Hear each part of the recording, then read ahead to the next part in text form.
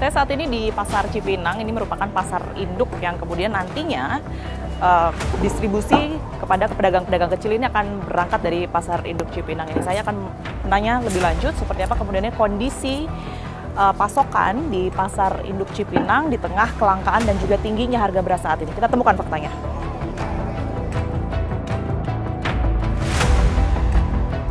Ketua Koperasi Pasar Induk Cipinang, Pak Zulkifli Rashid sudah bersama saya saat ini. Selamat siang, Pak Zul. Selamat siang, Mbak. Makasih banyak sudah menyumbangkan waktu untuk fakta. Sama. Kita tahu ya, untuk Sama-sama. isunya saat ini tentunya kelangkaan beras di mana-mana, harganya juga tinggi. Saya ingin tahu terlebih dahulu, Pak Zul, untuk ketersediaan atau stok di Cipinang sendiri, di Pasar Induk seperti apa? Kalau stok di Cipinang sampai sekarang yang saya tahu, 2 minggu yang silam itu berkisar 34 sampai 37 ribu ton untuk di Pasar Induk Cipinang. Artinya sebenarnya ini kalau dilihat dari mungkin kondisi saat ini, amannya sampai berapa lama? Kalau untuk keamanan, Mbak, saya rasa cukup ya. Kita yang pertama yang sangat kritis yang akan kita hadapi adalah puasa dan lebaran yang akan datang ya.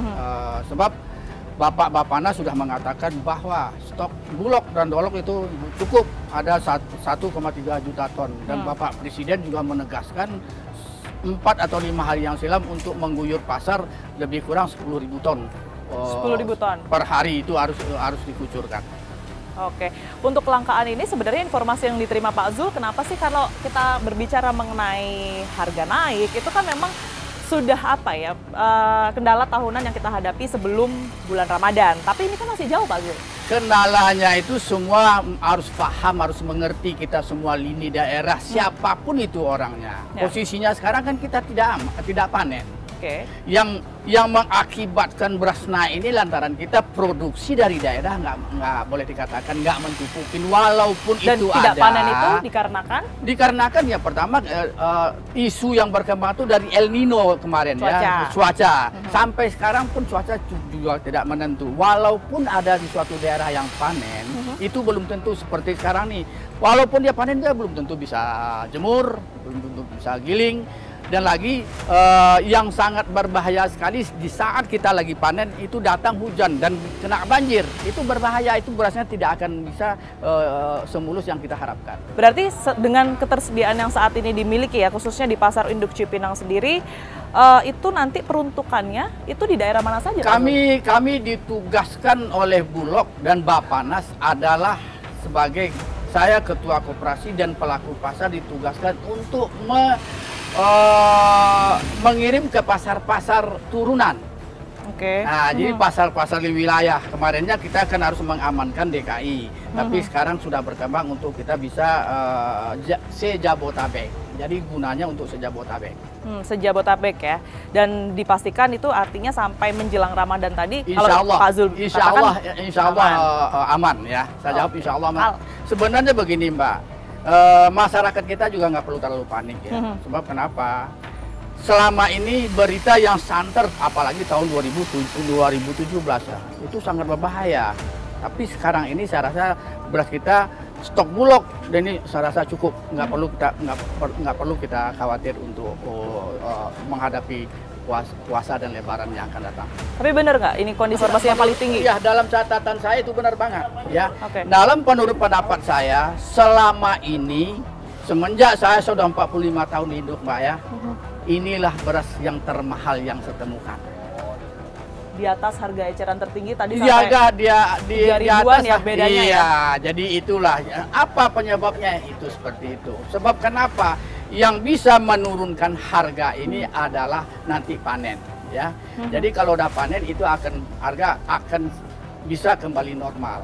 Kalau seandainya di luar prediksi nih, ternyata masih tetap kondisinya seperti sekarang, antisipasi apa yang dilakukan? Kalau saya nggak khawatir, kecuali Bulog nggak punya stok. Tahun 2017 kita mengatakan surplus tapi barangnya nggak ada. Kalau sekarang saya yakin betul dengan ada apa kata Bapak Bapanas Pak Arif dengan Pak Kabulok, Pak Bayu, dia mengatakan punya stok 1,3 juta ton. Kenapa kita harus khawatir? Kalau Bulog tidak punya stok, ini yang berbahaya. Kita tidak panen, permintaan tinggi, semua orang gelisah, kita nggak punya stok, ini yang sangat berbahaya. Tapi alhamdulillah kalau sesuai dengan omong Pak Bapanas dan Pak Kabulok, insya Allah mudah-mudahan menghadapi puasa dan Lebaran akan datang kita aman. Ada antisipasi tertentu dong pastinya yang dilakukan mungkin dari pihak pedagang kalau dia tidak sesuai prediksi itu tadi Pak setidaknya, atau mungkin dari yang sudah-sudah, kita belajar dari yang sudah-sudah. Kalau kami sebagai pelaku pasar, kami ditugaskan sama Bulog ya, kamu kasih tapi kamu salurkan. Kami akan akan salurkan, akan kami jalankan sesuai dengan amanah yang diberi sama kami sebagai ketua koperasi dan pelaku pasar. Ya, ya. Kemudian kalau kita melihat dari secara keseluruhan harga-harga yang saat ini tinggi, tentu kalau kita berbicara mengenai konsumen Pak itu sudah pasti merugikan. Dari sisi pedagangnya seperti apa? Kan margin ini tetap ada ya. Boleh digambarkan nggak kalau misalnya dari pedagang ini ruginya seperti apa sih? Kalau masalah margin, kami sebagai pelaku pasar yang penting barang yang kita mau jual itu ada. Itu pertama ya. Kalau harga mahal, harga nggak jelas tapi barangnya nggak ada, buat apa? Di mana kita akan mendapatkan keuntungan? Di mana kita akan berbicara untung? Kelangkaan ini kan sudah terjadi sebenarnya beberapa minggu terakhir. Kemudian juga tentunya dengan harga yang tinggi, kelangkaan itu tadi permintaan menurun begitu ya Pak, karena daya beli masyarakat ini bisa diprediksi itu juga turut berimbas begitu. Nah, bisa digambarkan tidak sebenarnya kerugian dan juga dampak yang dirasakan pedagang? Kalau kerugian kami sebagai pelaku pasar, kami tidak menemukan kerugian ya. Intinya yang jelas kami walaupun kami untung tapi nggak seberapa itu mungkin ada ya. Kalau kami rugi kan ini kan nggak mungkin, pasar nggak mungkin jalan. Kami kan nggak bakalan bisa hidup. Jadi semuanya itu udah kelihatannya ya. Namanya alam ini tergantung permasalahan aja cuman satu ya, masalah kita lagi nggak panen. Banyak wartawan, semua wartawan menanyakan sama saya satu pertanyaannya yang gitu, kapan harga beras akan kembali normal? Nah, saya jawab beras itu akan kembali normal adalah nanti kalau kita sudah panen. Kalau kita sudah panen dari lini semua daerah masuk beras ke pasar induk, harganya itu akan turun. Dan itu prediksinya? Iya, semua beras Bulog itu tidak boleh dikeluarkan. Ya, Bulog itu gunanya satu-satu untuk penstabilisasi harga. Di saat harga beras tinggi, disinilah beras dikeluarkan. Nah, sekarang kan sangat awal pemerintah mengeluarkan beras. Tapi kalau udah panen nanti keran tutup, tidak boleh. Sebab kenapa? Takut di demo sama pedagang, sama petani daerah. Itu Mbak. Oke Pak Zul, saya juga ingin menanyakan, kan sekarang ini solusi sementara bagi masyarakat ini kan juga dengan digelarnya operasi-operasi pasar begitu ya, diberikan beras dengan harga terjangkau yang bisa mereka beli begitu. Tapi kalau kita lihat dari kualitasnya sendiri seperti apa? Bagus. Pak Zul melihat justru sekarang saya sangat berterima kasih sama pemerintah loh Mbak ya. Beras itu yang dikeluarkan namanya medium tapi berasnya kualitasnya premium. Beras 5% dari Thailand, Vietnam sama Pakistan. Itu kalau beras sudah 5% itu Mbak, itu hitungannya beras udah premium bukan medium lagi.